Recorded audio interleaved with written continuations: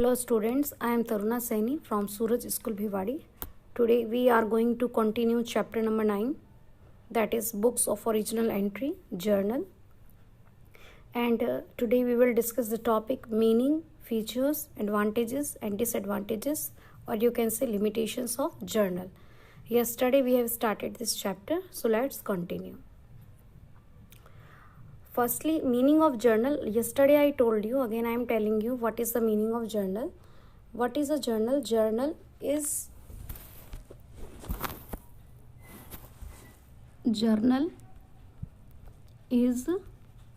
an original book of entry in which transactions are recorded first of all. Journal एक original book of entry है in which transactions are recorded first of all according to rules of double entry system in a chronological order. आपको कितनी बातें यहाँ पे ध्यान में रखनी है कि जर्नल एक ओरिजिनल बुक ऑफ एंट्री है. Journal is an original book of entry. क्या करते हैं इसमें? Transactions are recorded. किस रूल के हिसाब से? Double entry system. और किसके हिसाब से? Chronological order.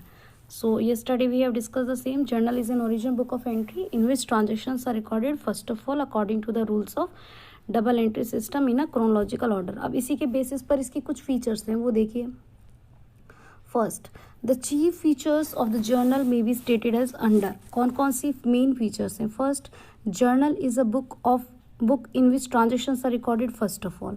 अब ये भी आपने देखा कि यहाँ पे हम ट्रांजेक्शन को क्या करते हैं?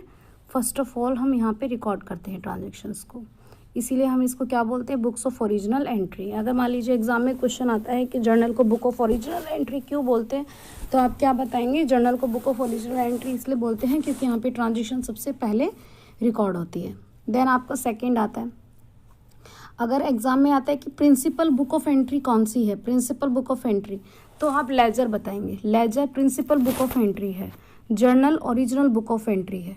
लेकिन जर्नल को a book of primary entry बोलते हैं. वर्ड का ध्यान देना, प्राइमरी और प्रिंसिपल अलग अलग हैं.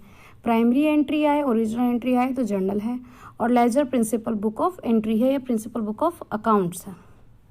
जर्नल एक डेली अकाउंटिंग रिकॉर्ड है. डेली मतलब डेली बेसिस पर होता है, क्रोनोलॉजिकल ऑर्डर में होता है. हर डे के ट्रांजैक्शन उसी दिन ही रिकॉर्ड होता है. जैसे कि आपको हम बोलते हैं कि डेली का डेली जो आज पढ़ाया, आज का काम आज करेंगे, तो डेली अकाउंटिंग रिकॉर्ड होता है. In journal transactions are recorded in chronological order. Chronological order मतलब date wise order, date wise order में ये बनाया जाता है. It maintains the identity of each transaction and provides a complete picture in the same entry. यानी कि अगर कोई भी ट्रांजेक्शन हुई है तो ये उसकी कंप्लीट पिक्चर देता है, एक ही एंट्री करके सब कुछ बता देगा कि कौन सा अकाउंट डेबिट हुआ है, कौन सा अकाउंट क्रेडिट, क्या नरेशन है. Sixth, a journal record both and debit credit aspects of the transaction. किसी भी ट्रांजेक्शन के दोनों एस्पेक्ट को ये रिकॉर्ड करता है, इसीलिए किस सिस्टम के ऊपर बेस्ड है? डबल एंट्री सिस्टम के ऊपर ये बेस्ड है. Each entry is followed by a brief explanation. Her entry के बाद में एक नरेशन होता है. नरेशन मतलब एक्सप्लेन करना, नरेट करना. तो जर्नल में हम हर एक ट्रांजेक्शन को नरेट करेंगे. जो भी ट्रांजेक्शन है उसको ब्रैकेट में भी मेंशन करेंगे. Eighth, a single journal entry is capable of recording more than one transaction. एक सिंगल जर्नल एंट्री में हम एक से ज़्यादा ट्रांजेक्शन भी रिकॉर्ड कर सकते हैं, और अगर ऐसा हमने किया है तो हम उसे कंपाउंड एंट्री बोलेंगे. आपका एमसीक्यू पेपर में ये क्वेश्चन आ सकता है कि क्या एक सिंगल जर्नल एंट्री में मोर देन वन ट्रांजेक्शन आ सकती हैं? अगर एक ही नेचर की हैं तो आ सकती हैं, और उसे क्या बोलेंगे? Compound entry. ठीक है, ये इसकी फीचर्स है कि कंप्लीट रिकॉर्ड है, both debit and credit aspect record होता है, एक ही एंट्री में कंप्लीट पिक्चर देता है, डबल एंट्री सिस्टम के ऊपर बेस्ड है, क्रोनोलॉजिकल ऑर्डर में बनाते हैं, डेली अकाउंटिंग रिकॉर्ड है, और कंपाउंड एंट्री भी कर सकते हैं. देन आपका आता है फंक्शंस. क्या फ़ायदे हैं इसके, क्या काम करता है ये? What are the functions? तो to keep a chronological record. क्या करता है ये? क्रोनोलॉजिकल डेट वाइज रिकॉर्ड रखता है सभी ट्रांजेक्शन्स का. और क्या करता है ये? हर एक ट्रांजेक्शन को डेबिट और क्रेडिट एस्पेक्ट्स में एनालाइज करता है. Provide a basis. Ledger journal के बाद बनता है, तो लेजर को बनाने की तैयारी यहीं पर ही हो जाती है. To maintain the identity of each transaction. हर एक ट्रांजेक्शन की अपनी आइडेंटिटी को मेंटेन करता है, और उसमें कंप्लीट रिकॉर्ड ये बनाता है। ठीक है, तो ये इसके फंक्शंस हैं कि डेट वाइज रिकॉर्ड करता है, डेबिट और क्रेडिट एस्पेक्ट के हिसाब से करता है। ठीक है, अब इसके एडवांटेजेस क्या हैं? As transactions in journal are entered as and when they take place, the possibility of omission of transaction.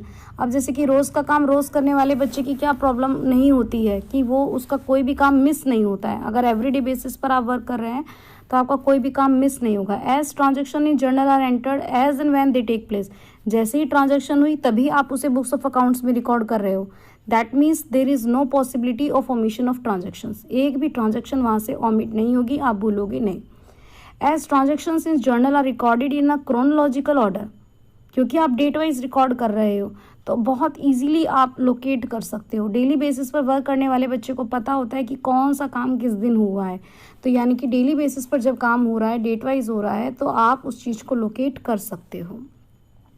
जब हम किसी भी ट्रांजैक्शन के डेबिट और क्रेडिट एस्पेक्ट को एनालाइज कर रहे हैं तो पोस्टिंग लेजर में बहुत इजी हो जाएगी। अभी हम इस चैप्टर में न्यूमेरिक्स करेंगे तब आपको और अच्छे से समझ में आएगा। Each entry in the journal carries narration, journal में हर एंट्री के साथ नरेशन आएगी, और नरेशन का मतलब होता है explanation of the transaction. Her transaction की एक्सप्लेनेशन होती है नरेशन। तो पोस्टिंग जब लेजर में करेंगे ना तब एक्सप्लेनेशन नहीं करेंगे, जर्नल में नरेशन होती है, लेजर में नहीं होती है। Journal facilitates cross checking, journal ledger accounts को चेक करने में भी हेल्प करता है जब आपका ट्रायल बैलेंस टैली नहीं होता। हमने पहले ट्रायल बैलेंस के बारे में पढ़ा था। Trial balance is a list of debit and credit balances of ledger accounts use to check arithmetical accuracy. Arithmetical accuracy को चेक करने के लिए ट्रायल बैलेंस बनाया जाता है, और जब डेबिट और क्रेडिट इक्वल नहीं हो तो हम जर्नल को दोबारा से चेक कर सकते हैं। Since entire transaction is recorded at one place, journal में सारी ट्रांजेक्शन एक प्लेस पर रिकॉर्ड होती है, तो identity of each transaction is maintained on a permanent basis. तो एक ही जगह पर है तो परमानेंट बेसिस पर ट्रांजेक्शन वहीं रहेगी। Once the transaction is recorded in journal, एक बार जर्नल में आपने ट्रांजेक्शन रिकॉर्डिंग कर ली तो लेजर बहुत आसानी से बना सकते हैं, लेकिन फिर भी इसकी कुछ प्रॉब्लम्स हैं। देखिए क्या प्रॉब्लम्स हैं। First, when the number of transaction is large it is not possible to record all the transaction in journal. अगर बिजनेस का साइज ज़्यादा हो जाए, बड़ा हो जाए, तो it is very difficult to pass all the entries in one book called journal. तो हम उस केस में क्या करते हैं, उसके लिए भी हमारे पास सॉल्यूशन है। We adopt subsidiary books. Subsidiary books are the special purpose books in which we prepare transactions of one nature. Second, many transactions are repetitive nature, and if all transactions are recorded in journal, it will involve debiting and crediting the same accounts time and again. कई transactions क्या होती हैं, same nature की होती हैं, तो बार बार उनको करने में मेहनत लगती है। ठीक है। In order to ascertain cash balance, हर रोज कैश बैलेंस जानने के लिए cash transactions are usually recorded in a separate book called cash book. Thus cash transaction need not be recorded in journal. अब बिजनेसमैन चाहता है कि वो कैश का बैलेंस हर रोज काउंट करे, तो इसीलिए कैश बैलेंस जानने के लिए वो एक अलग से कैश बुक, सब्सिडरी बुक बना लेते हैं, और कैश की ट्रांजेक्शन फिर जर्नल में नहीं आती हैं। Journal does not provide required information prompt. Prompt मतलब बिल्कुल जल्दी से कोई कंक्लूजन नहीं आता, तो मियरली कोई, ये एक्चुअली में कोई प्रॉब्लम नहीं है। आप ये मान सकते हैं जर्नल का मियरली जो काम होता है वो क्या होता है, ट्रांजेक्शन्स को रिकॉर्ड करना, डेली बेसिस पर रिकॉर्ड करना, ट्रांजेक्शन्स को एनालाइज करना, डेबिट क्रेडिट के एस्पेक्ट का पता लगाना। ओके, आप एक बार स्क्रीनशॉट ले लें, फीचर्स का स्क्रीनशॉट ले लें।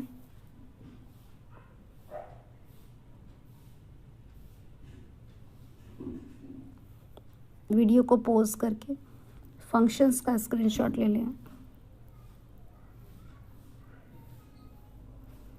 Now advantages.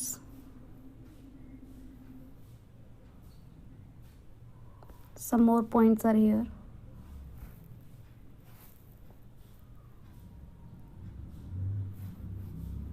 And then limitations. Take screenshot by pausing the video.